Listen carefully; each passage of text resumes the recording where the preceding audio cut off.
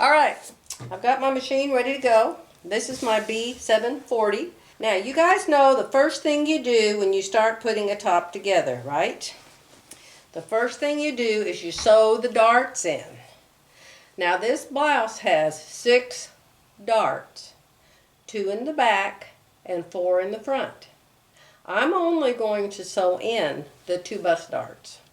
I'm not going to sew the other darts, the waist darts in, until I try this on and see if I need the extra room and I don't want to sew them in. I almost always put the back in, but I don't always put the front. And don't put pins in your mouth. I've told you that a million times. Do what I say, not what I do. All right, I'm matching up my 2 little cuts. You saw me put 2 little cuts down here at the edge of this bust dart. There they are. I lined them up. I'm putting a pin in. Now, how am I putting the pins in? I'm putting the pins in from this way up, from the point up. So the head of the pin is here, the point is here, because I'm going to sew from the wide end to the point. And so as I sew, I want to be able to pull the pins out as I go, okay? Now, when we put the pins in on the orange line, or whatever color your line is, we're going to make sure that it's crossing the orange line on the other side. Here you go. See the orange line? And when you flip it over, the pins are exactly on the orange line. I will take them out. I will start sewing on the fat end, and I will sew. I'll make my stitch length shorter, about a ½ inch away from the point, and then I'll just keep sewing off and leave a tail. I will not backstitch. All the teachers will tell you don't backstitch on that point. You do not want any lumps over your lumps. I'm going to put mine on a 3. Your machine is probably set at the factory for 2.5. You don't have to use 2.5. This is a Peggy Sagers. I've learned a jillion things from Peggy Sagers. And one of them is, hey, make a longer stitch. It will sew your seam faster, and it'll be easier to rip out. You know, she doesn't even use a seam ripper. That's one thing I will never do that she does. She doesn't use a seam ripper. She just pulls the thread out with her fingers. I don't know how on earth she does it. Now be sure when you're done that you set that back at 3 again. Okay? Because I've moved it way down to under 2 for the tip. Just for the tip. And that like braids this little string together. It like braids it together really tight. It is not going to come undone. Now if you're just afraid it will, leave a long enough string that you can turn it around in a circle like that and tie and tie and tie on a knot. Tie one on. Get a pin, pull it through the loop if your fingers are too fat like mine are. There I go. Put the pin in to hold it down close and tie that knot. Alright, so now that I've got that knot in there, I can cut this string. I don't need it that long. Dart number 1. Let's do dart number 2, Sue. I tell you, you cannot believe my lightning fast mind kicked in as I was setting this up in here. I thought, oh my goodness, they're tired of looking at my quilts in there. Let's get in a different room. So I decided to come out here. Well, you know out here, this table is on carpet and I'm waiting for a wood floor, right? Well, I would sit in this chair, and this chair just absolutely would not roll. It was driving me crazy. So, my lightning fast mind kicked in, and it dawned on me that right back here at this other desk, there's been a chair mat there for 21 years. So I went over there and I got it. Now, it may take you 3 or 4 times to line these 2 lines up with each other. Just keep doing it. Sing a song, put on your music. Just because you fold it in half and just because you made those marks doesn't mean it's going to line up right. Don't put pins in your mouth.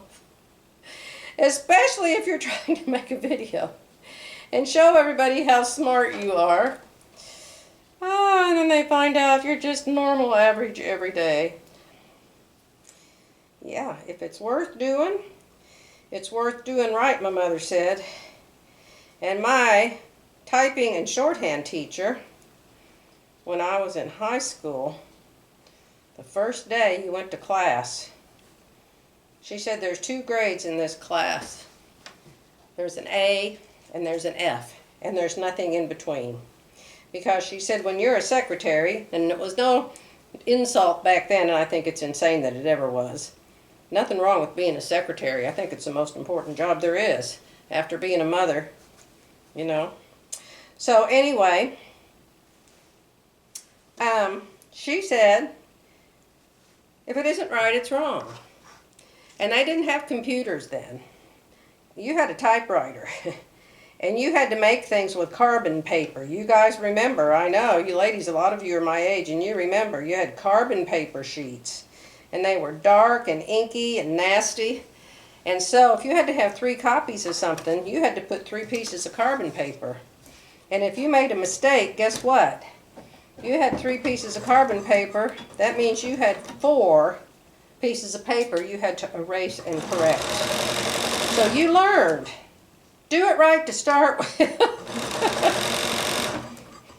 I'm turning it down, turning it down, turning it down. I've got it on 175, and I'm coming off the end with a long tail. Alrighty, put a pin in, pull it down to the point, so you're not 6 inches away, and cut it. Or you can just let that string hang there. Don't cut it though. If you're just going to let the string hang there, don't cut it. Alright, there's dart number 2. Okay, so since I have the bust dart in, and I'm not going to put the waist darts in yet, I'm going to sew this together at the shoulder seams.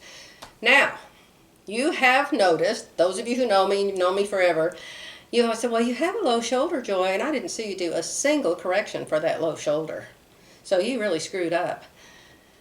No, because now is when I do the low shoulder. Right now. How do I do it?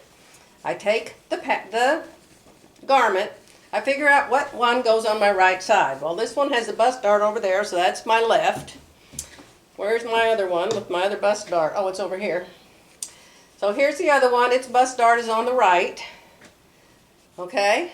So I'm going to grab this shoulder because it's the right shoulder. Then I'm going to get a marker. Alright, so the first thing I'm going to do is mark the 5/8 inch seam line. That's the first thing I'm going to do. And let's pray that this marker works and I don't have to stop the video and go find another one. Remember, the markers work better than the pens. Oh, this is working good. Yay! It's working good. Alright, now we know our seam allowance is 5/8 inch on both shoulders. Now the next thing I need to know is what part's the neck and what part's the underarm. This is the neck right here. The neck is fine, I don't have to change the neck, but out here at the tip of the shoulder, that has to go down a 1/2 inch. I'm not going to mark it down a 1/2 inch though.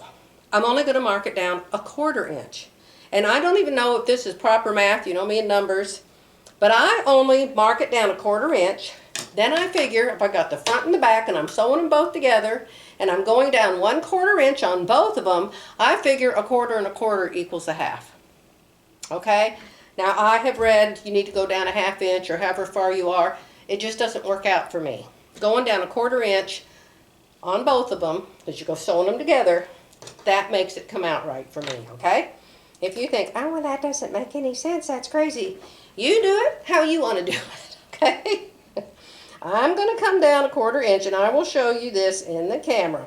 I marked the 5/8 inch seam line over there at the shoulder tip because I want to come down a 1/2 inch at my shoulder tip, not out here at the edge of the seam line. Then I'm going to line up this little ruler, and I'm going to draw that line on here so I can sew on it. Now this is my right shoulder. My right shoulder. There's nothing wrong with my left shoulder. Okay, so I'm going to show you this now, up close and personal. Here it is. That's my shoulder correction. So, I am going to sew on this bottom line. I just came a 1/4 inch out from here over to the 5/8 inch, then a 1/4 inch from there up to here where it's nothing. I will match this up to the back and sew them both on that bottom line, and then I will come over here to the bottom of this arm size. What you're all going to ask me. You're all going to ask me, well, do you move it at the bottom? Yes. Only down here, I'm moving it a 1/2 inch down.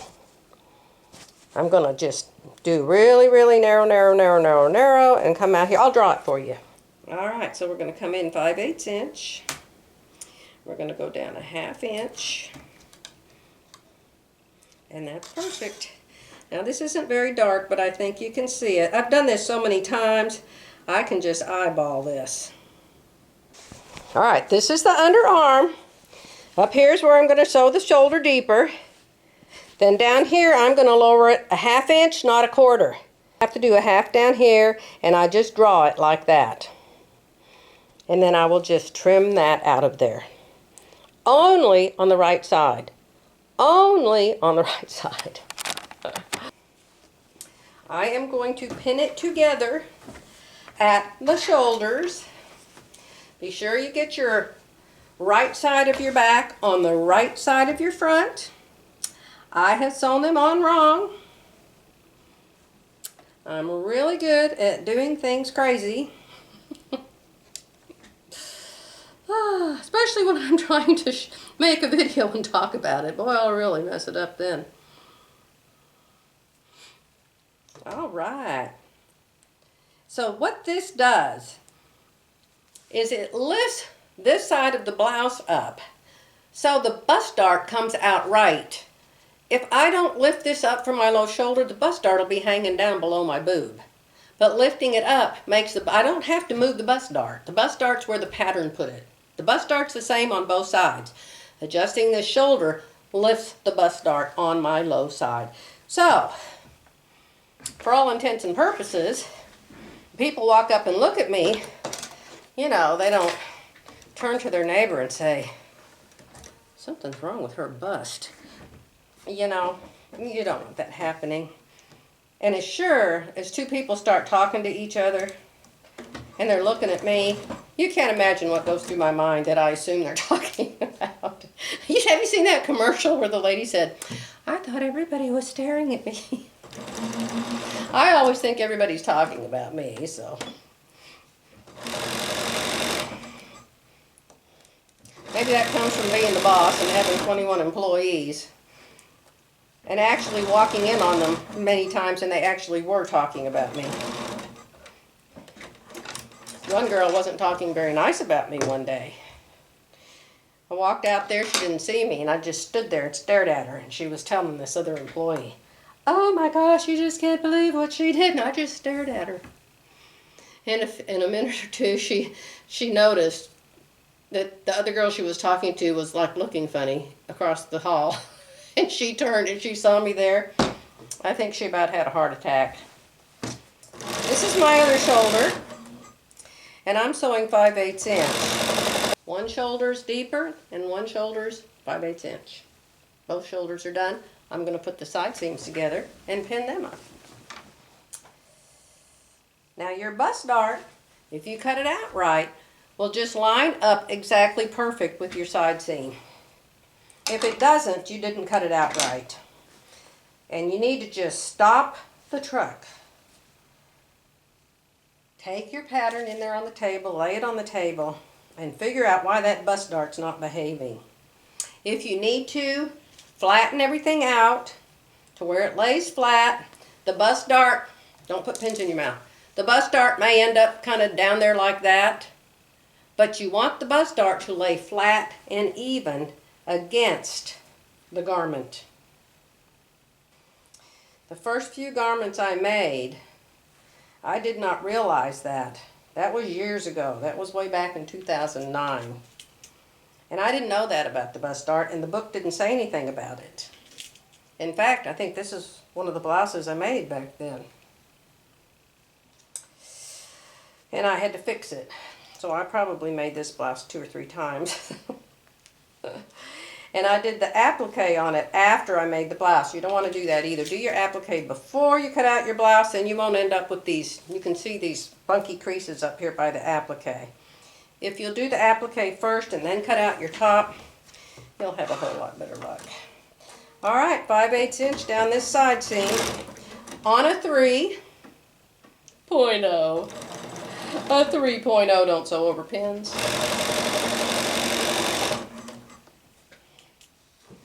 This is my Bernina 740, and I love it because it has the even feed foot.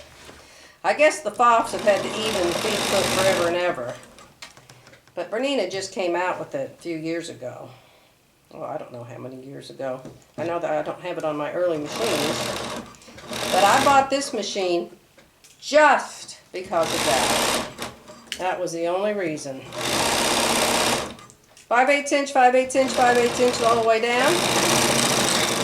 Don't back tack, because if you need to tear that out and give your hip more room, you don't want to have to struggle getting that seam out. All right, here's the right side where I'm going to lower that armhole. I don't have to do anything to the sleeve. There's nothing wrong with the sleeve. Both my arms are the same. Now, if your arms aren't the same, then you'll have two different sleeves. But my arms are the same. It's just one's hung lower than the other one.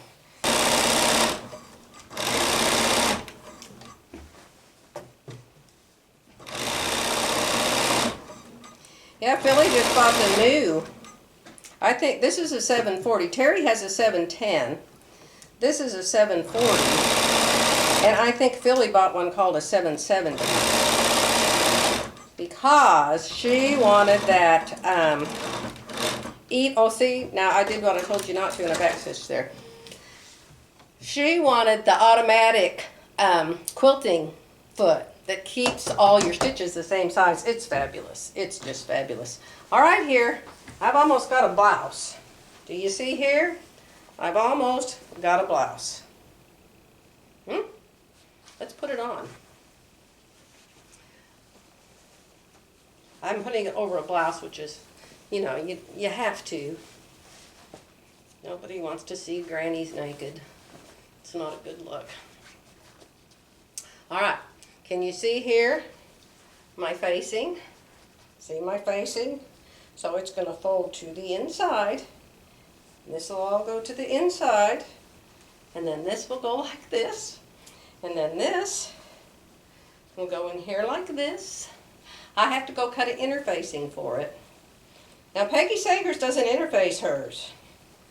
She says if you have good fabric, you shouldn't have to interface it. I don't get that exactly. Now this is plenty big for me. Remember, I have it on in front of it on another blouse. See? See? See? See? All right, I'm going to go cut facings for these two interfacings. And I'm going to interface the back neck facing, and I'm going to serge.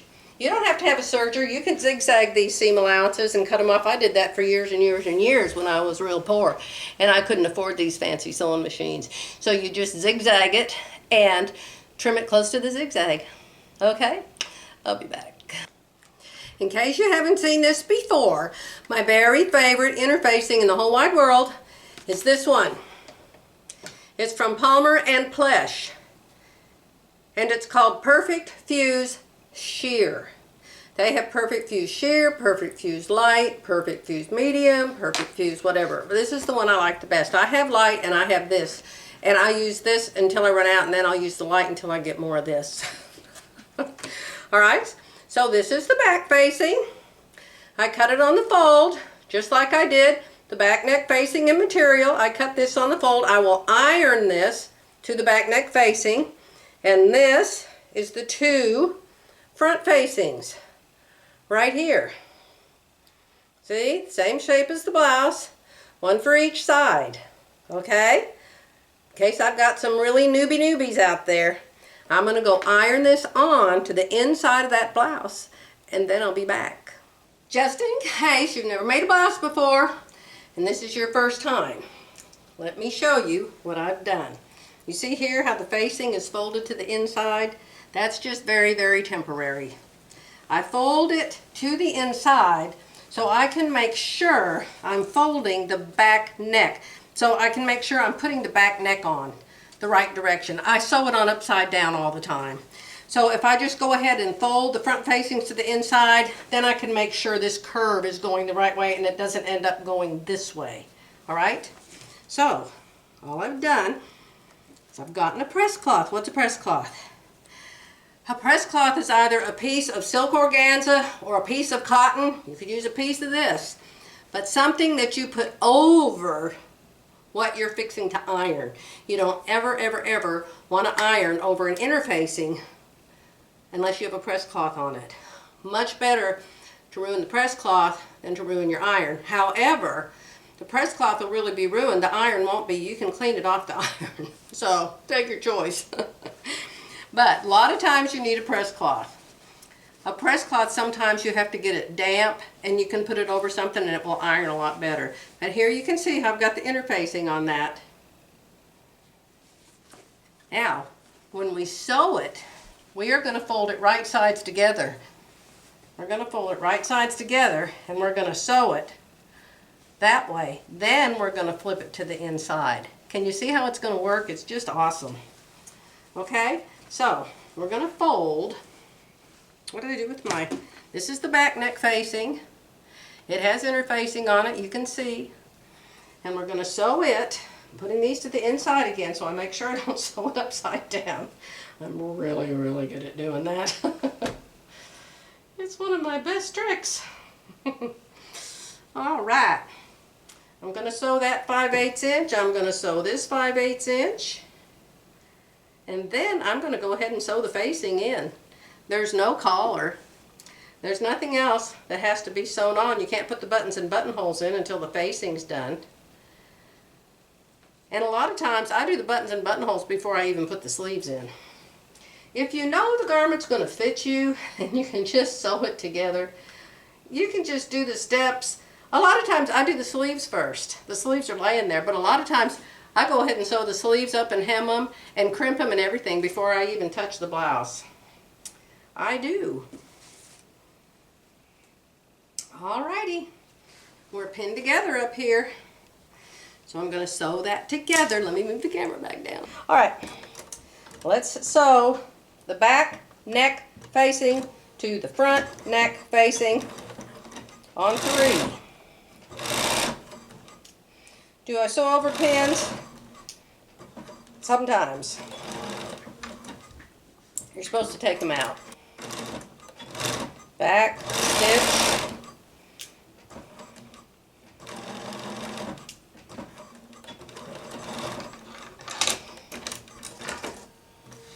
Alright. My facing is sewn on. There it is. I'm going to go serge this off. I'm going to serge this seam. And then I'm going to serge the entire way around the outside of this facing. And then it will be real pretty. If you don't have a serger, you can fold it in 1/4 inch and top stitch it. You can cut it with pinking shears. That works just fine. You can zigzag it. There's lots of ways to finish a seam. You don't want it to be bulky. So if you could finish it without folding it, I would definitely do that. I would zigzag it, because if you fold it, it's going to make more bulk. And sometimes I have real sensitive skin. And I can feel stuff like that. It's really bizarre, I know, but anyway, I'll be back. Sheer press cloth. I'll put a link below. 100% silk organza. Remember to always look below for links. These are absolutely wonderful. See, it's folded up. It's pretty big. It's all folded up. I don't want to totally unfold it because I want to put it back. It's 22 inches by 30 inches. And it is indestructible, I'll tell you. They are absolutely wonderful press cloths. Now, if you look up press cloths and you just find plain cotton ones, or you can just go to your fabric stash and get a piece of muslin and cut it 22 by whatever that was, 22 by 30, and you'll have a press cloth. It does not have to be silk organza. It can be cotton. All right, let's show you what we're up to. I think I've got 10 minutes left until it's 5 o'clock. All righty. Here's the facing. Under here's the blouse it's attached to. I press my shoulder seams to the front. Therefore, I press my shoulder seams in the facing to the back.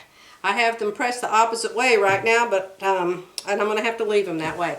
I usually press my shoulder seams to the front and my facing seams to the back, but it doesn't matter if you do them the other way. And since I have serged, you can see I've serged the long edge of the facing. See how nice it looks? You guys can buy a serger for a couple $100. A used one for maybe more. If there's any way you can get a serger, I highly recommend that you do if you love to sew like I do. They are so wonderful to have. Now, did I press that? Now that one's, yeah. The main thing is the seam on the facing has to go the opposite way of the seam at the shoulder. Here's the facing. Here's the garment. So you want those to crisscross the opposite way. You want them to butt up to each other like a quilt. All right, see, here's the back. There's the back of the blouse. There's that back neck facing. I'm pinning them both together. Now, I can hear you asking me, how come you didn't do that 1/2 inch thing in the facing? Because the facing is close to my neck and it's only 2 inches wide. My difference is out here at the tip of my shoulder, so it doesn't change that much in here. So I don't correct the facing. But if you feel like yours wants to be corrected, correct it. I'm pinning. See, I have the facing turned, right sides together. And I'm going to sew right here along this V-neck that I made in this blouse. So the V-neck will be 5/8 inch narrower. I'm so excited. I can try it on after this seam is in here. I'm going to do this. I'm going to try it on for you and show you how I place the buttons. And then my husband will probably be back from getting his bolts or whatever he went to get. And I'll have to fix him some supper. We had really nice lunch because he stopped in town. He already went to town once to get some whatever it is he's looking for. He went to our town. Our town has a little Ace hardware store. It's a really, really nice one. But whatever it was he needed, they didn't have. So it's his second trip out today. All right, I have that pinned up one side of the front, around the back neck, and down the other side of the front, and I'm just going to sew that 5/8 inch. Now, it's kind of hard to tell the 5/8 inch right here at the start, so get you a little ruler, a 5/8 inch marker, and draw it on there with your Frixion pen. I like mine perfect. I'm a perfectionist. You'll probably think, oh good Lord, I'll just sew it. That's fine. It'll probably come out perfect. See there how I drew that line? Another thing is, I'm going to be sewing on to the center front. From this side, I'm going to be sewing off of the center front from the other side. 5/8 inch, 5/8 inch, 5/8 inch. Ooh! Then see, you get to the finishing part, putting the sleeve in. I'll have the sleeves done, so all I have to do is sew them in. I'm up at the shoulder. I'm at the shoulder. It's kind of hard to sew that 5/8 inch too, especially if you haven't done it a whole bunch of times. So just draw it. Just draw it. When you iron it, all those marks will go away.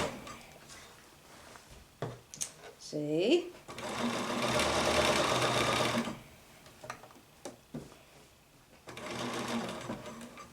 The curves are tricky. Just turn it. Use your hand as a turner. Hold your fabric and just move your hand. and the fabric will go where you go. Your fingers are your best tools. Your hands. They are your very best tools in the whole wide world. Okay. Let me get my 5/8 inch and my friction pen and draw this side. And there we go.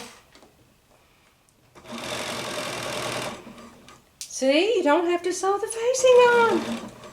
It's already here. And I do back stitch. Oh, absolutely. All right, let me get this up close to the camera. There you go. There's the back neck. There's the front. Let me back off. There's the point on one side of the front. Facing. All of that facing was already there. This facing we cut separate. And then here's the other side of the front. Now here's the inside of the blouse. Now, I am going to trim this seam. I'm going to trim it down to about 1/4 inch, and then I'm going to press it, and I'm going to turn this facing all the way to the inside of the blouse. Okay? I'll come back and show that to you when I get it done. You remember how I do my little clips? I trimmed it to 1/4 inch, and then I clip it. And I clip it diagonally, going one way on one side and the opposite way on the other side. Diagonal. Diagonal doesn't rip out like straight cuts do. Okay? So now I'm going to understitch this, and you can watch me do that. You may want to change your foot. You don't have to, but I like to change my foot to an open toe foot so I can see what I'm doing and see where I'm going. Now you are going to be sewing on the facing. On the facing. This is the facing. The skinny part is the facing. And you're going to be sewing this seam that you trimmed and you clipped. You're going to be sewing it to the facing. So you want to make sure, I already pressed it. I pressed everything up. The seam up, the facing up. So it's all pressed together. Now you're not going to be able to go the whole way into the point, but sew as far as you can. And you're just going to sew on the edge. Do you want me to get you really, really close? It's hard for me to do that, guys, but I'm going to try. Try to flatten this out so you can see it. See, here I am. Here's the facing on the back. Here's that seam on the back. We're sewing the seam to the facing. This is called understitching. You can look it up. Google understitching. I bet it'll show you really good pictures that I'm not doing a very good job of showing you. Okay.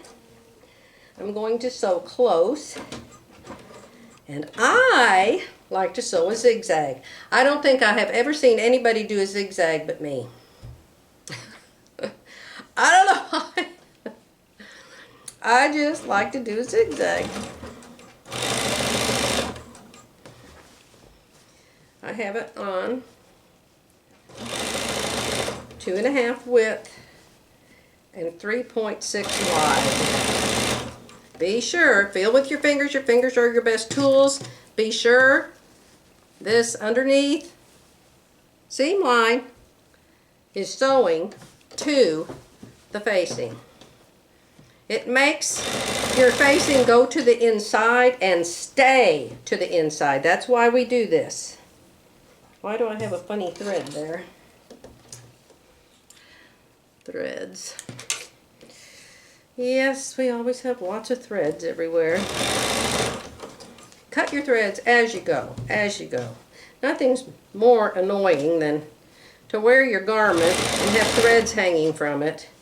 And people go, she must have made that. Look at that thread hanging down. Yeah.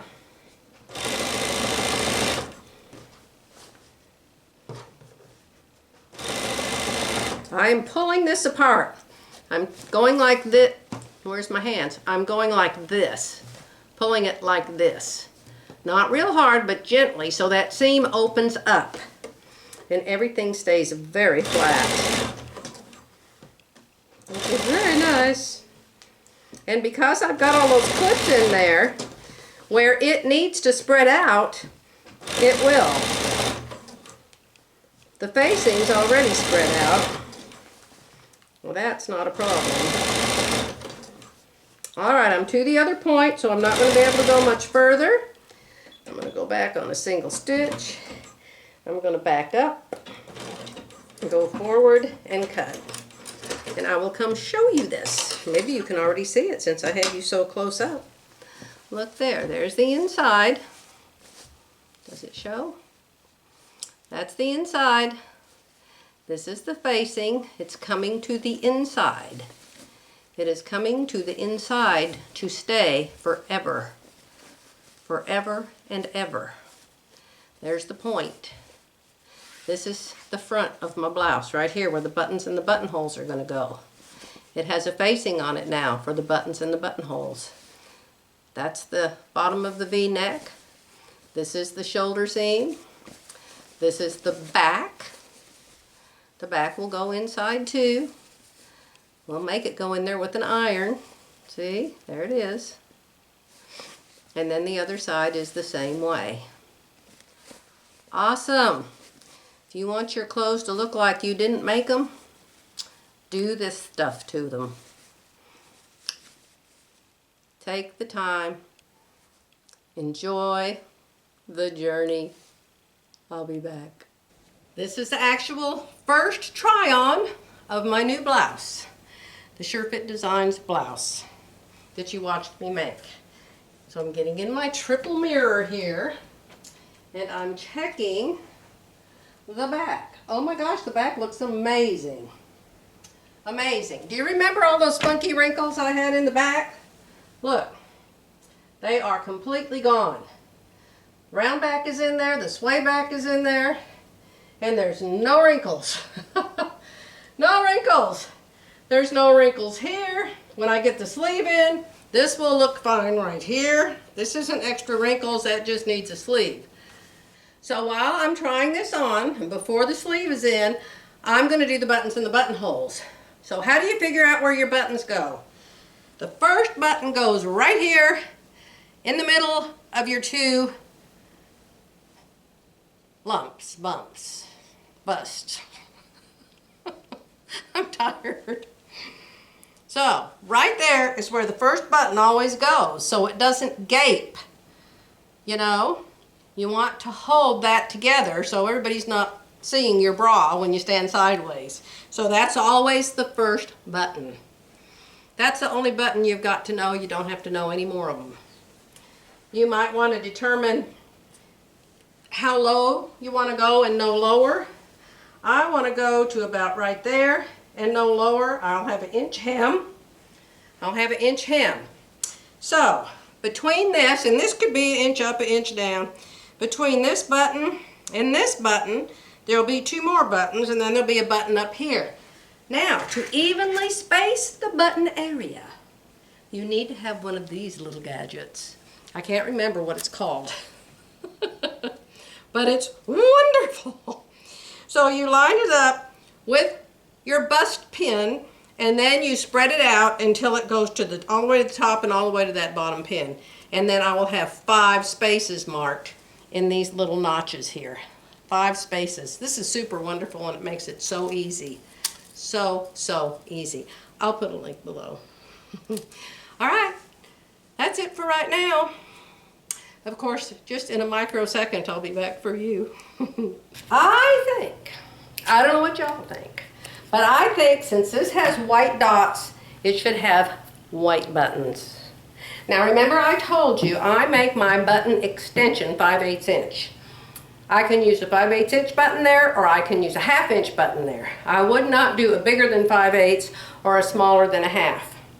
Okay, so I will look at this and see how many bigs it says it is. And it says it's 5/8 inch. So all the buttons in this box are 5/8 inch, except maybe these silver hearts, and they're 13/16. So what's 13/16? 8/16 would be a 1/2. Maybe it's around 5/8 or a tad bigger. I would use it too. I would use it too, but I'm not going to put silver buttons on that blouse. All right, so I'm going to do these buttons. I'm going to do this button gauge. I don't know if it's called a button gauge, but there'll be a link below. Okay, button gauge duty. So what you do is I have marked right here where I would have the biggest gaposis if I didn't have a button there. Right in between your apexes. All right? So, what I'm going to do, you want me to put this close, close, close so you can see? I'll try. I'll try. Maybe that pin shows up the best for you because it sticks out a little bit. All right, so what I'm going to do is I'm going to pick one of these little pokey outies. I'm going to pick one of them to put on that pin. I need to have one button above it and 3 buttons below it. So I'm going to pick this second pokey thingy. And I'm going to put it right on. I don't know what's right side up and what's upside down, but this is how I'm going to do it. So I am going to put that right there on that pin. Do you see? Now I'm going to hold that down. Well, you can't hold it too much or it won't move. Now I'm just going to spring this. I'm going to make it spring out. I know that this button up here, now maybe y'all don't know this. Let me get my ruler back out. This button up here goes 5/8 inch in and 5/8 inch down. All right? Because that's my seam allowance. That's my button extension allowance. Right there. Right there. And I have read, I think it was in Glenda's book, and I've read in other places, that your buttonhole is supposed to extend 1/8 inch past that button extension line. 1/8 inch past. All right? So we don't have to measure how deep the buttonhole is going to be yet. We're just looking for where on this garment are we going to put the buttonholes. Can you see? Here we go. Here's the first pin. Here's the first pin where my bust is. See, here's this is a good way to tell. Here's my dart over here. Here's the tip of my dart. And this is just a little bit above that. So here's buttonhole number 1. I have moved, hard to do with one hand, you guys. I have moved my gauge apart, and it moves apart equally. That's the beauty of this. It moves apart equally. So I have moved it so this pointy thing right here comes to the top button. The top button is 5/8 inch in from both sides. 5/8 inch. 5/8 inch in this way, 5/8 in this way, and 5/8 inch in this way. So that's button number 1, and this is button number 2. Now the rest of the buttons have to fall somewhere under those 2. These 2 are permanent. They have to stay. They can't move. All right? I could add another button here. I could put 2 buttons and 2 buttons. You can do whatever you want to past this, but here and here has to be one buttonhole. So this is button 1, button 2, button 3, button 4, button 5. So 5 would end up right here. And this does not have a hem in it yet. So you have to remember this has a hem. You do not want a button all the way down here at the bottom of your blouse. It's really nice if this stays open because it leaves you some tummy room when you sit down. All right? So we're going to move back up here. Here's button 1, button 2, button 3, button 4, button 5. And that's how it's going to be. So what I'm going to do is I'm going to move this in like this. I'm going to take those 2 pins out, and then I'm going to get something to mark in these cracks with. You see these little openings? I'm going to draw inside those. The 5 places that my buttons go. All right, I am going to sew my buttonholes in. How do you know where to start them from? They're supposed to come 1/8 inch into. You can't sew them here from the edge. Remember, this is center front. This is center front right here. And the center front of your top is going to cross over the center front of the other side. Let me show you. You don't want your buttonholes to be out there on the edge. No, no, no, no, be careful. I know I drew them to the edge, but I'm not sewing them there. All right, so this is the left side of my blouse. This is the right side of my blouse. Center front is 5/8 inch. How do I know? Because I'm the one that put the button extension on there, and I know I made it 5/8 inch. See there, center front. I'm just marking this so you'll understand what I'm doing. You that are terrified of buttons, oh my gosh, don't be. Buttons are fun, and sewing machines make them so easy these days. Okay, so see here's center front here. This is where my buttons are going to get sewn. Over here, where I just showed you how to put those buttonhole marks, let's mark where center front is on this side. Center front, center front, center front. Now, the thing about it is, you're only going to come in 1/2 inch before you start sewing your buttonhole. So my buttonhole is going to start at the 1/2 inch line. Why?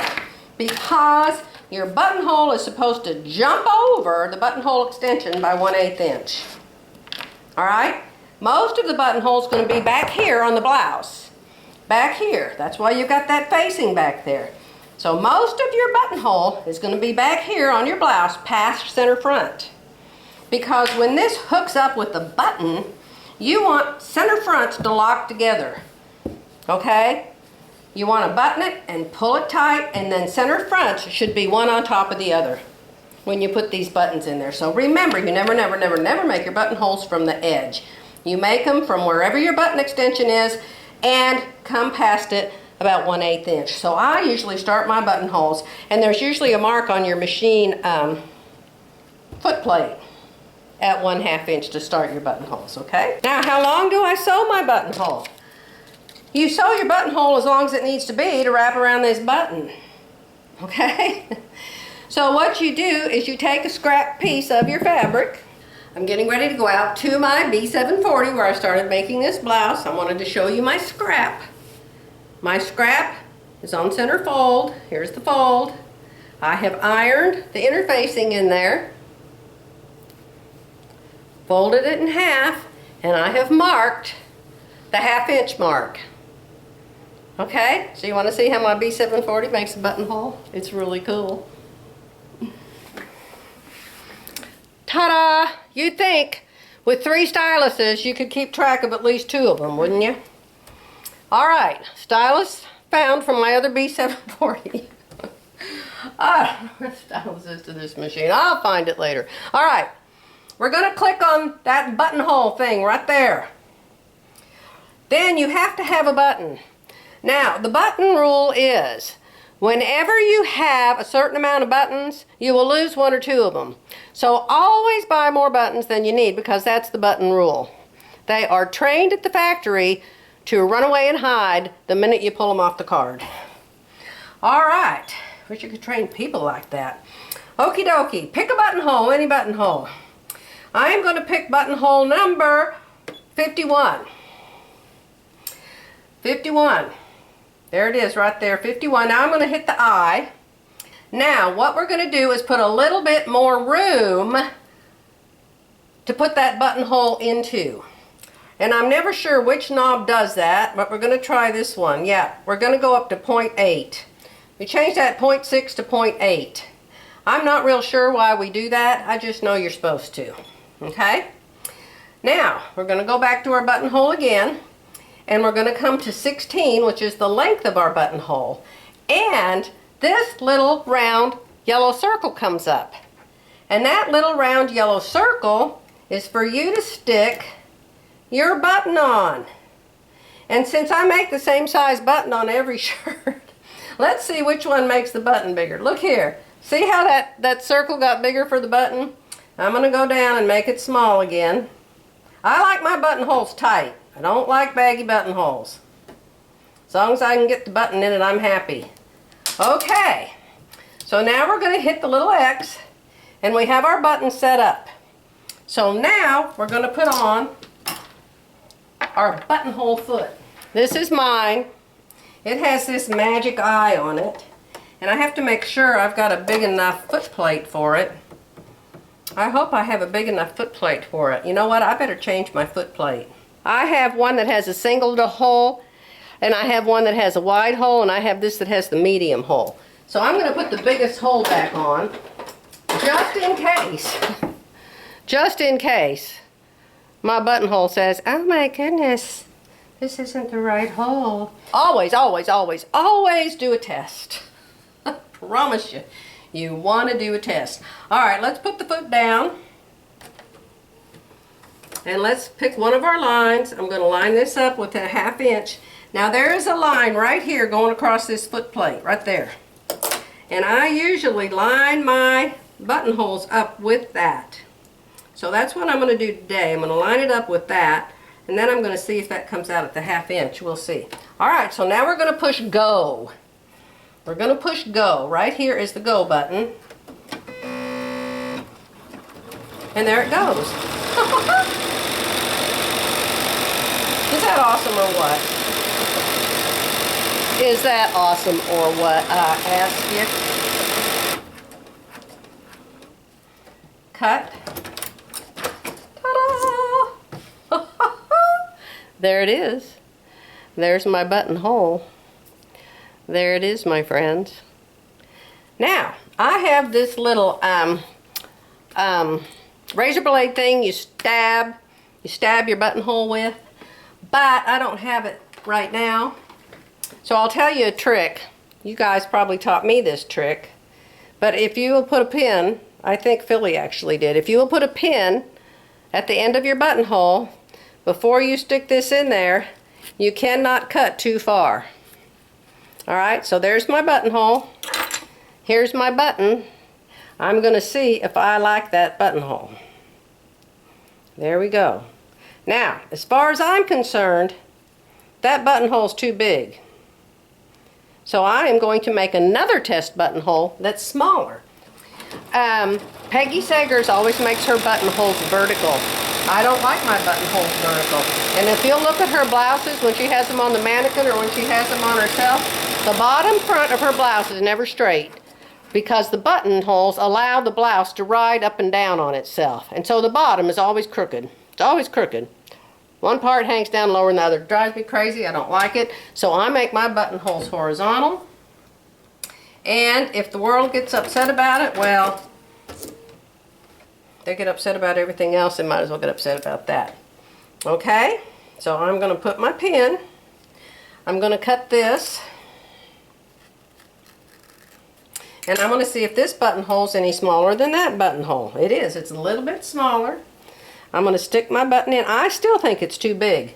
So I'm turning it down some more. Now see, I may make 10 buttonholes, y'all. I may make 10 buttonholes. I'm not kidding. I'm a perfectionist, and I like everything just right. Now I'm on 15. There we go.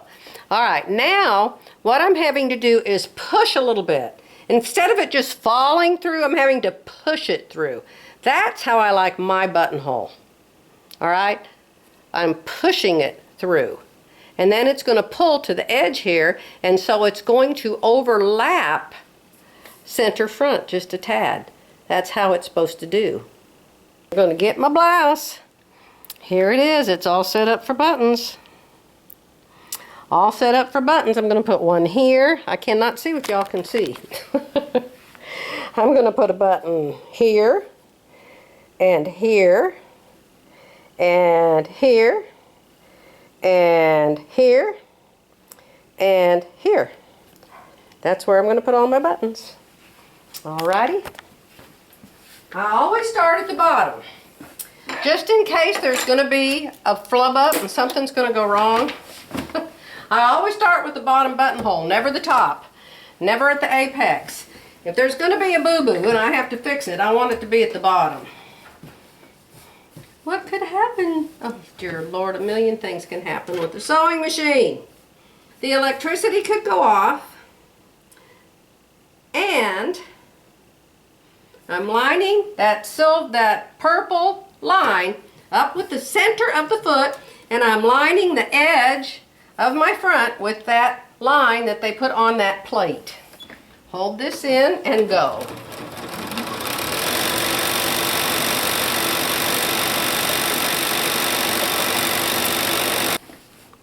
This is the back on the facing. There's 1, 2, 3, 4, 5. 5 buttons.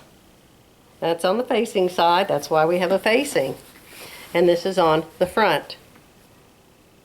This is the right side of the front that's going to lap over the left side that's going to have buttons. You want to see how I figure out where the buttons go? I'll be back. Let me show you my buttonhole cutter open tool. I'll put a link below. I don't know what it's called. I just know you can cut buttonholes open with it, and it comes with this little apple. The little apple is a piece of wood, and this is a little chisel. Now, the first thing you do is you go on the back side and you put Fray Check on every buttonhole. First of all, iron your marks away. Iron your friction marker off. Turn it over. What's Fray Check, Joy? I'll show you a link to Fray Check too. It comes with a blue lid, but you never can get it out if you leave the blue lid on it. So I put one of these long pins in mine so I can get the stuff out. So it's just glue, and it keeps your buttonhole from fraying. Stops fraying on fabric. I'll put a link below. All right? So you simply just squirt it across the back of each buttonhole. All right? All right, let's do chisel duty. You take your apple, you put it under the buttonhole. You take your chisel, you put it down inside the middle of your buttonhole, and you rock it. You rock it, and it just makes a slit, just like that. Slit duty. You want to see? Let me see if I can get the chisel to go through the hole. See? Chisel duty. Yeah. It's super cool. You got to have one of these. Or you can do it like you saw me doing a minute ago. Put the pin in. Use your seam ripper. Stick the seam ripper inside. But I like this. I like it. I think it's fun. I think sewing's fun, period. That one's got a thread. If you get some threads inside your buttonhole, snip them off. There shouldn't be very many. If you don't put the Fray Check in there, you'll have tons of frizzies. But whatever loose strings you get, just clip those off. All right, so my buttons are all in. You notice I don't even have my sleeves in yet. So what you do now is you fold your blouse on the table like as if you were going to wear it. The table's going to wear it. Here's the left side of the blouse. Up here's the left shoulder. This is the right side of the blouse. There you go. Put the right on top of the left. Just like that. Line up center fronts. Line up the center fronts approximately. How do you do that? Fold this part in half and put it over there on that line you drew at the ½ inch at the line. I drew center front with a piece of chalk, remember?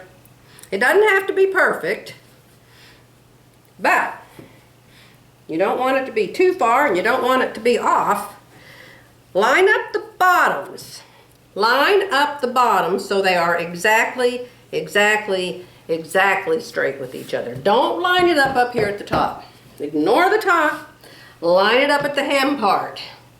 Line it up straight down here. I have not put the hem in yet. If I had put a button down lower, I would have had to put the hem in first, but since my button's way up here and my hem's only 1 inch, the button is not going to bother me putting a hem in this garment. Okay? You don't have a step-by-step, do this, do this, do this, do this in SureFit Designs. You pretty much have to know how to put the blouse together already. And I just happen to know that I can put the buttons in now and then I can still put the hem in later. If you're not comfortable with that, put your hem in first, put your sleeves in first, and do your buttons last. All right, what are you doing now, Joy? I'm looking for a marker. You know you have to have a marker. Purple showed up pretty good a while ago, so I'll try purple again. I'm going to stick the pen in the slit of the buttonhole. I'm going to make a little tiny line at the edge of the buttonhole that's going to grab the button. the side of the buttonhole that's closest to the front is going to grab here's your buttonhole, it's going to grab it and slide. This part right here where the button is going to be hooked, that's the part where you're going to stick your pin in and you're going to make a little dot, a big dot. It should be right on that center front line. I'll show it to you in a second. Okay, here's the buttonhole. Here's where the button is going to go on the other side. Here's the 1/2 inch line that I drew, or the 5/8 inch. I drew the 5/8 inch line there because the 5/8 inch line is center front. So I'm folding this in, lining it up with that line on the other side, straightening up the bottom exactly perfect. Then I'm sticking this friction pen in this buttonhole toward this edge here, toward that edge. I don't want to mark it clear back here, I'll be off the other side. I'm marking in this hole right here.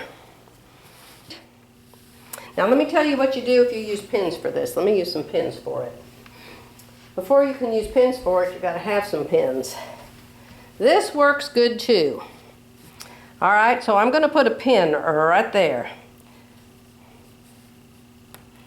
I'm going to put a pin, hopefully you can see all this, my friends. I'm going to put a pin right there. I'm going to put a pin right here. I'm going to put a pin right there. You got to be sure you're picking up the other side now. Won't work if you don't pick up the other side. And then this is the top button right here. Alright, so then you can just unpin it. See, I'm unpinning it. I'm lifting the buttonhole and the pin's coming out the buttonhole because it's a hole. So, and the pin's just pinned to the bottom. It's not pinned to the buttonhole. Alright, so there's my 5 button points. 1, 2, 3, 4, 5. If the pin or the mark didn't land on center front, too bad. You're going to put it on center front anyway. Now, what if you have 2 holes in your button or you have 4 holes in your button? How do you line the buttons up? Now, this is a big deal to me. It may not be a big deal to anybody else, but it's a big deal to me. See how 2 buttons have disappeared? I have no idea where they went. Okay, I don't like to put my button this way when the buttonhole goes this way, because to me it has to wrap around too much thread going that way. So I like to do my buttonholes this way, the buttonhole going this way, and the buttonholes, the H-O-L-E-S, in the button going that way, so it has a smaller shank to hook onto. Does that make sense? So, which button do you put in the center? Which hole? Which hole in the button do you put in the center? I put, on a small button like this, I put the center of this button on the center line. I realize that the other side of the buttonhole came a little bit over into the blouse, but this isn't going to. I'm going to line that middle up right there, right on that center front line, and then my buttonhole is going to hook over that and pull. Okay? That's how I like to do my buttons. You don't have to do yours like that, and I have to go. All right, my friends, this is how far I have gotten. I've got my white buttons, so I wanted to match the little white dots in this. You can see how nice the neckline fits me. Here's the shoulders out here. If I tip my arm up, my dent's right there at 5/8 inch. I'm right here, do my 40 dot. The back, I don't know about the back, but remember, you need more room in the back, so that's okay. So I'm going to put my sleeves on. The sleeves are cut out somewhere. Now, I need to tell you this one thing. If you've gotten to this point and your sewing room is not an absolute mess, and things have not fallen off the wall and fallen on the floor and rolled under tables and followed you down the stairs and into the bathroom, then you haven't done something right. That's all I can tell you. All right, I'm going to sew my sleeves together, put them in, and then I'll do one more try on for you. The hem isn't in yet, but good Lord, you all know how to put a hem in, I know. I know that Viv has shown you this and I've shown you this several times, but since I'm doing it, I'll turn the camera on and let you see it one more time. I'm going to crimp the sleeve caps. This is super fun. You're going to crimp from notch to notch. From the double notch to the single notch. Single to double, doesn't matter. I'm going to do it at 1/2 inch because the seam allowance is at 5/8 inch. You do not want to crimp on the seam allowance. No, no, no. Do not crimp on the seam allowance. Crimp inside it. Otherwise, it's going to show on the outside of your shirt. I'm going to put this on 4, and I'm going to put my finger behind it.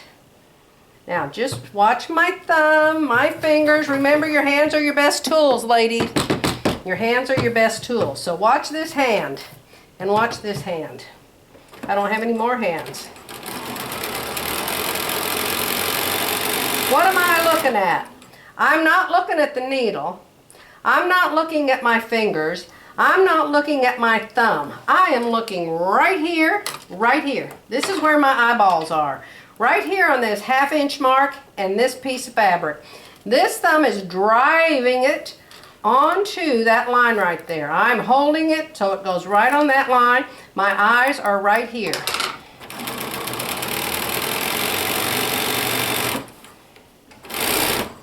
I got off a little bit there, but that's okay. As long as you're off on the inside and not the outside. Lift the needle, pull it out. You are crimped. You are crimped and ready to go in. This sleeve has a dart in it. We have to do dart duty. Okay, here we are. We got our dart and nice orange Frixion marker. So we're going to sew our dart in.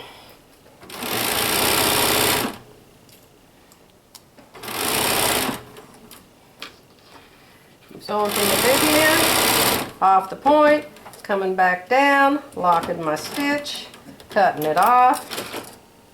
And that's my elbow dart. My elbow.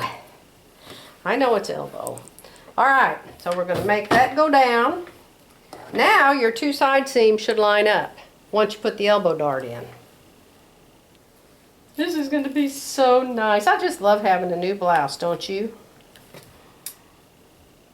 Especially one that fits.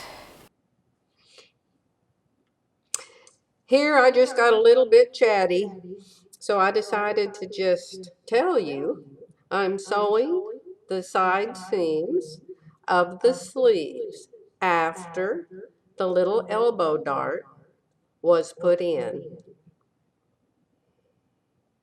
And remember the little extension at the bottom that helps the hem fold up correctly.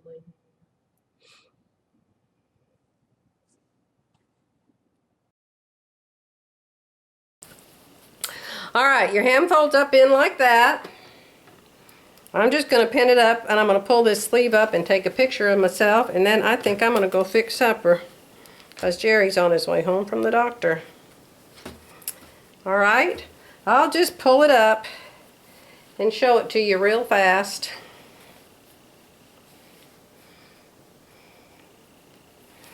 Okay, sleeve, 3/4 sleeve, hemmed on the sides, sewn on the sides, crimped at the top. I'm just going to pull it up on me and we'll see how I look. Can you see me now? Can you see me now?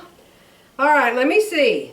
The double notch goes in the back, the single notch goes in the front. So this is going to come up here. Oh my goodness, isn't that cute? Look. I just love this. I can make 20 blouses out of this now, out of this pattern. I can make so many blouses. I can make one every day. I could make 2 a week. I could change the sleeves. I could change the length. I could change the buttons. I could change the neckline. Oh my gosh, fun, fun, fun. I could color block it. All right, for my beginner sewing construction artist, I know I have a lot of beginners out there.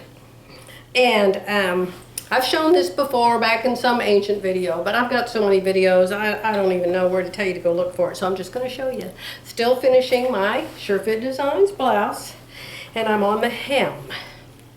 Now remember how I told you I always iron the hem up. It's 1 1/4 inch hem. I simply lay it on the ironing board. I use my seam gauge. I put it down here at 1 1/4 inch, 1 1/4 inch, and I press 1 1/4 inch and I press 1 1/4 inch and I press. Or you can use these little things. A lot of different places are making them now, but you can cut them out of a file folder. That's 1 1/4 inch.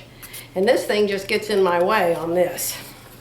So I don't really need it. But you can stick that underneath there, see, like that, and you can iron up to it. So these are real handy. But I just did it with my seam gauge today. See, I've got them in file folders. Take an old file folder. This is a 2-inch one. I have them in all kinds of measurements.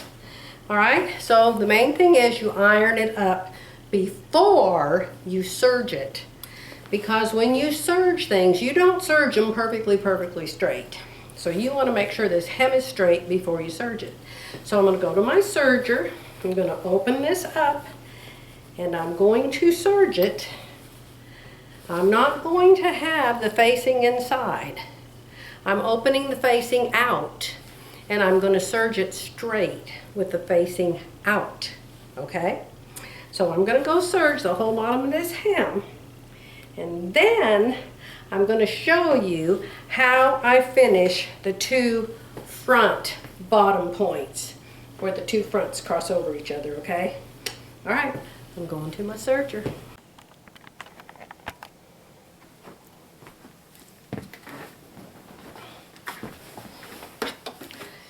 Here's my 2 sleeves. My sleeves are all hemmed.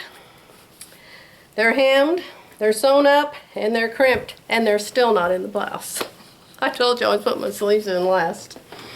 Do you have to put your sleeves in last? Heavens no. Put yours in at the beginning so you can try them on. All right, so I want to show you how I'm going to do this. This is the front of the blouse. There's the V-neck, and the front. And the buttons and the buttonholes are already in. See? Buttonhole, buttonhole, buttonhole. I am going to show you how I finish this part down here. I don't know how other people finish it. This is how I finish it. I fold it in half backwards. I already have it creased here. It's not the center front line, it's that 5/8 inch extension line where we folded it over. Let's cut off this long string. We don't have to tuck that string. Oh, and somebody said, how do you keep your scissors on your sewing machine? With a little piece of elastic. And I just hook it on to one of the spool pins back here. Yeah, easy peasy. Otherwise, I never have any scissors. Okay, so here's the facing folded in. I'm folding the facing back out on the fold. On the fold. I'm lining the bottoms up so they're even. I'm lining the bottoms up so they're even, and you can see this crease right here. I am going to sew on that crease from here to here. That's what I'm going to do. Cut, cut, cut all your strings. Can you see how that is sewn? See how it's sewn? This is the long hem. The hem isn't in yet. It's just serged. It's pressed and serged. And I have sewn right sides together, that flap right there. This is the facing. Okay, so now I'm going to fold it inside like that. Like that. Look at that. How neat is that? Shouldn't you trim it? Shouldn't you cut it? No. Don't do that. If you do that, that's going to leave ridges and lumps and bumps in here. This fills in so much better if you just leave it whole. Okay? It gives it a little weight at the bottom. Okay, now we're going to do the other side. Just the same way. But before we do, I'm going to make sure that they came out exactly the same the way I've pressed them. And they did. This is the side that's already done. This is the other side. I'm going to do it the exact same way. I'm going to fold it right sides together on that 5/8 inch extension fold line. I'm going to line the bottom up, and I'm going to sew on that 1 1/4 inch crease that I pressed into it. Can you see? You can see. Very good. Yay! Isn't sewing fun? I love sewing because when you make your clothes, number one, you get to make them out of whatever material you like, whatever color you like, whatever print or not print you like, and you can make them fit you. Alrighty, am I still on 3? I am. So I'm just going to follow that crease I made. Cut. Alright, I'm not cutting, I'm not trimming anything. I'm leaving it right there. And I'm putting that in the point. Try this, you guys. You're going to like it so much better than the way it looks when you trim it. Okay? At least I do. You can't tell us what to do. I know. Always, always, my dear friends, I'm telling you how I do it. Because you asked me to show you how I do it, okay?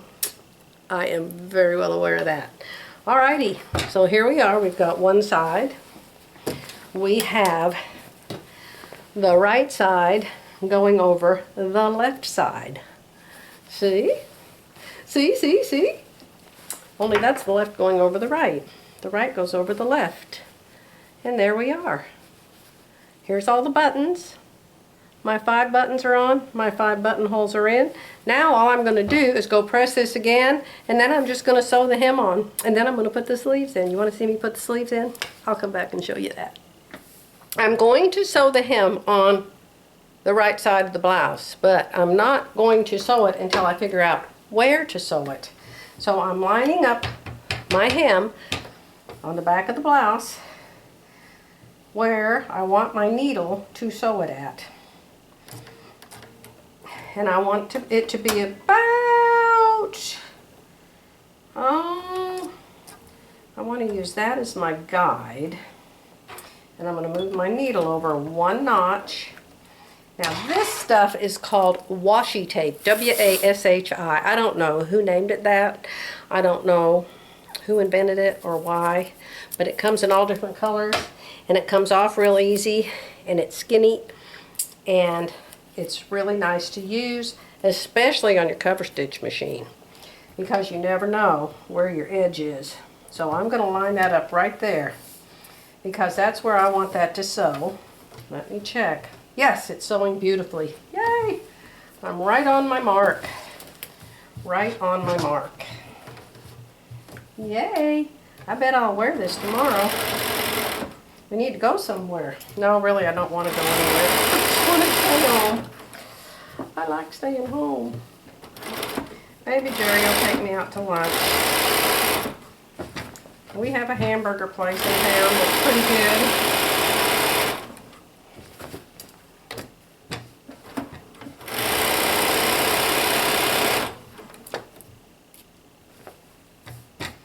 Yeah. I'm just driving my car. My eyes are right here. I'm not looking at that needle. That needle's going to go up and down forever. Unless it breaks or something weird happens. I'm looking right here. I am driving my car right down that edge. Yeah, because if I'll start driving it here, it will stay on the road right. If I wait until I get up here to start driving it, it's usually crooked by then, see? Take the pin out. Now see, this is all folded here the way I showed you. Nice and even and straight, and all that fabric's up in there. It's just as flat as it can be. Here we come to the other side. I'm going to go slow. And I'm going to back up here in just a second. And there we go. Yay! Cut off your danglies. Don't leave threads dangling.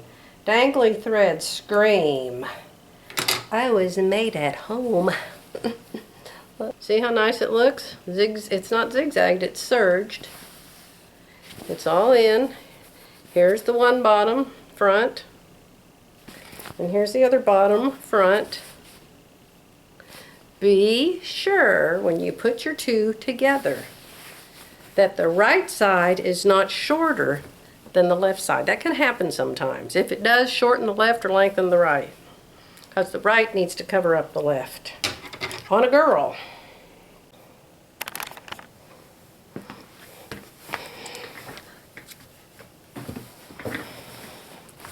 All right, once you're sure you've got the right sleeve going in the proper sleeve going in the proper armhole, which you will know because you will have 2 notches and 2 notches.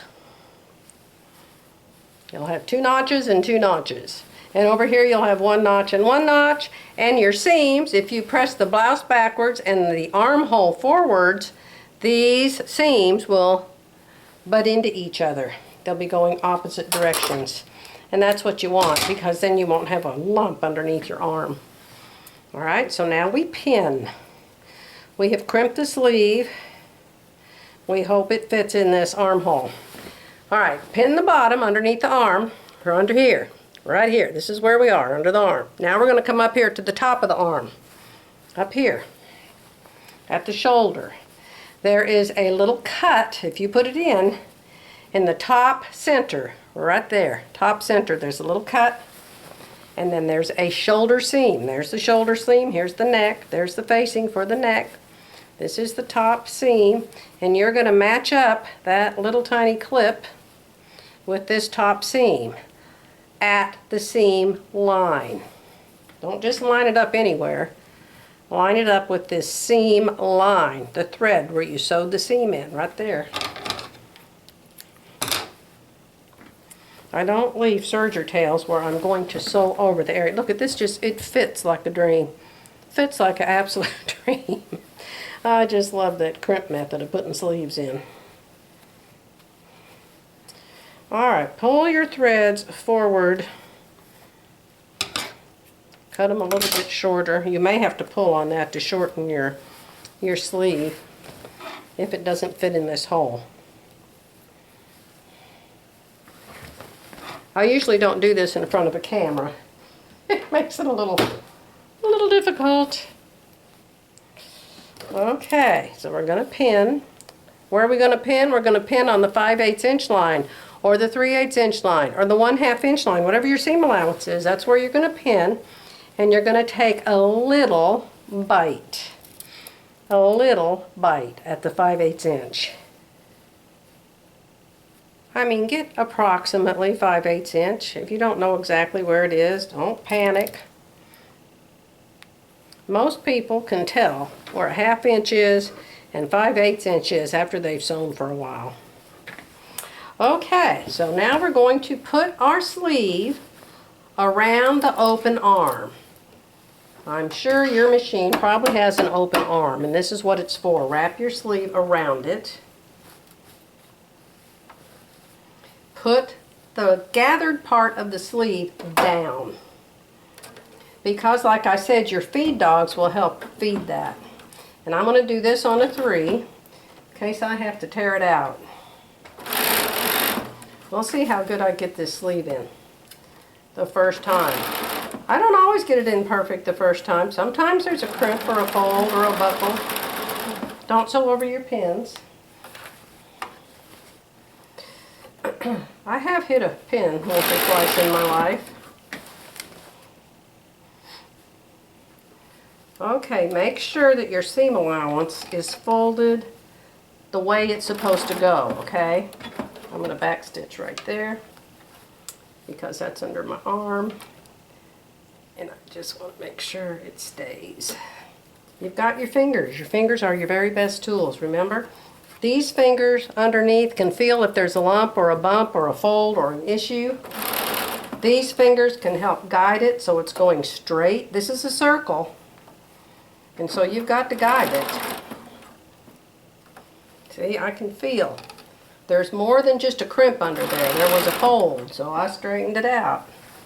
Here's my fingers. That feels good. Do it slowly. When you're putting a sleeve in, go slow. Go slow. I think this is the least fun part of making the blouse, but it's not hard. It's just you need to go slow. You need to relax. You need to not be in a hurry. So let's turn it around and look at the front. It looks really, oops, see, there's a boo-boo. I made a boo-boo. There is it's not a boo-boo, it's just a crimp in the sleeve, and it's right there, where there's a little bitty tuck. I will redo that part. That's from the crimping, where the crimp got a little too crimped, and then I crimped it some more, evidently, trying to sew it in. Just go slow. It's not a race. It's not a contest. I've got one sleeve in. This is the last thing I have to do is put that other sleeve in after I fix this little fold up here. Alright, so the whole sleeve's perfect except for that one little place. And I bet you can see it. What I'm going to do is I'm going to come to the inside of the blouse and I'm going to find where it happened. Oh, it happened right there at the very, very top. And then I'm just going to unsew that without uncrimping it. Don't uncrimp it. If anybody thinks I don't make mistakes, well, they just think wrong, I'll guarantee you.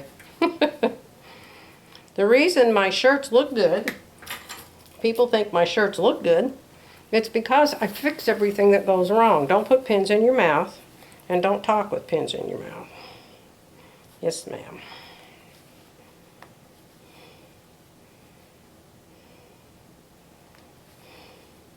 So I'm going to do this again and try not to get the fold in it this time.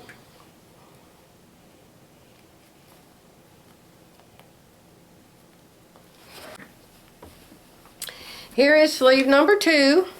Sleeve number 1 gave me problems. Sleeve number 2 gave me 0 problems. It just went right in, easy peasy. So, probably the hardest thing for you to be comfortable with if you're a new seamstress is sewing sleeves in. But just use a bigger stitch so you can rip the stitch out if you need to. This sleeve went in absolutely perfect. The other one, the thread broke 2 or 3 times. I had the needle moved in the wrong position. I got a crimp up here at the top. This one didn't crimp at all. I redid this top on the other one 3 times. And finally I got it. So it's got some little gathers here, but I can press those out. So this blouse is all done. All completely, totally done. So I'll wear it tomorrow. I'll wear it tomorrow and then I'll show it to you and then I'll put this video up. Alright, supper time here. Gotta go. I told you wrong, it wasn't completely done yet. I went in and I serged off the seam allowance of the sleeves. I always do that. You can use pinking shears. You can zigzag yours. But I always serge my seam allowances off. Okay? So, pressing. I'm going to sew right here on the shoulder. I'm going to sew right in this seam allowance right here. I'm going to sew the facing to the blouse on each shoulder. I'm just going to sew from here to here on this side, right in the ditch. I'm going to stitch right in that ditch, and that will hold my facing in forevermore. Now it's really done except for pressing. This room is getting a bit crowded. All of my tables and my machines. But my blouse is done. I just finished it. Now I did two things to change this blouse. After it was completely done and hanging in my closet. I put it on this morning and I decided I hated the white buttons. So the white buttons came off. Now this is kind of a rule, kind of a joy rule. A lot of people would say, oh, that's nuts. Put something fancy and wild and crazy on for buttons. But I think that if you'll choose your background color, for your buttons, I think it turns out a lot better, okay? I also shortened the sleeves an inch. You wouldn't think you could do that because I lost the extension that I put on that area to put the hem up 1 inch, but it worked. It worked. My sleeves aren't really 3/4. 3/4 go like down here somewhere, and I just don't like them down there. I like them just a little bit under my elbow. See if I bend my elbow? That elbow dart's right here, and I just like them a little bit under my elbow. Otherwise, to me, it looks like those pants I don't like. And I know I'm the only one on the planet that doesn't like them. I know, it's okay. But I can't stand those pants that are just above your ankle. To me, I just want to walk up to that person and rip out the hem and lower them down and put the hem where it goes. I know, just me, okay, just me. My pants, now I don't mind the what do you call them, the crop pants? That's a crop top, Joy. Well, those kind of pants that like hit you in the middle of your calf, I like those. I don't have very many of them, but I really like that length. But that other length that's above your ankle and it just looks like you hemmed your pants too short, that just, and I know I have seen all these stylists. Do y'all watch The Stylist? There's some stylists out there. Oh, that one really pretty blonde girl. What is her name? Shelly. Her name is Shelly, and her channel's called Fabulous 50. She does awesome exercises. Look her up. Do her exercises. She does arms. She'll say, let's just do arms today. Let's do our belly today. Let's do our legs today. And she's really good. And they're easy. You can do them. Then there's another lady, and she's younger, and some of the stuff she wears, I just hate. I'll tell you another thing I hate is those jeans with all the holes in them. I have seen the girls with a flap hanging down where their knees are sticking out. I think it looks like a clown. Or like a bag lady. I just think it's horrible looking. I know, I'm the odd duck. I know. My jeans don't have any holes in them. My mother would roll over in her grave if I wore a pair of those jeans. But here's my Sure Fit Designs blouse all done.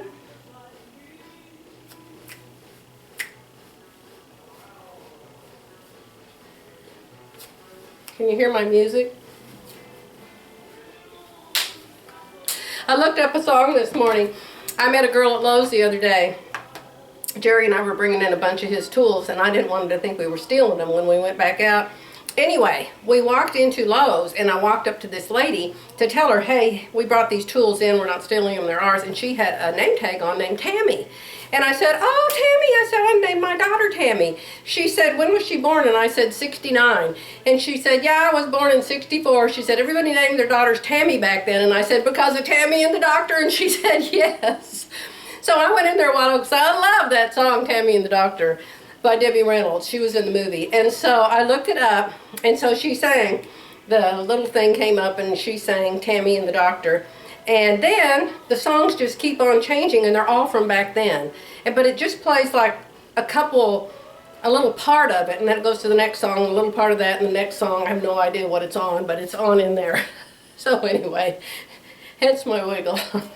But yeah, Tammy and the Doctor, I just love that movie.